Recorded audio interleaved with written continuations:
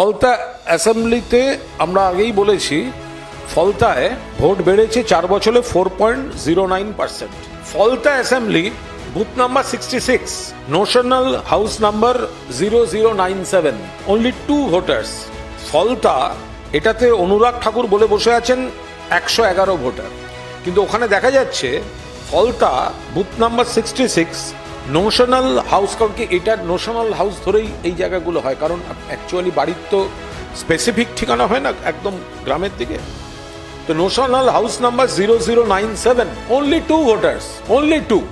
এরপরে ফলে যখন উনি বলছেন তখন এই যে নোশনাল হাউস, এটা কেন, কি জন্য নোশনাল হাউস অ্যাড্রেসটা ব্যবহার হয়, এটা তো সবাই জানেন।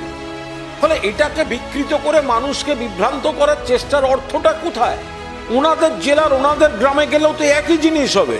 আপনি যাচ্ছেন অনেক দূর শস্য শ্যামলা ক্ষেত, ওপাশে ছোট্ট রাস্তা আলপথ, ওপাশে পুকুর বা দিঘি, তার ভেতরে সবুজ গাছে ঢাকা কয়েকটি ঘরের গ্রাম। আপনি সেখানে বাড়ির ঠিকানা কিভাবে হয়?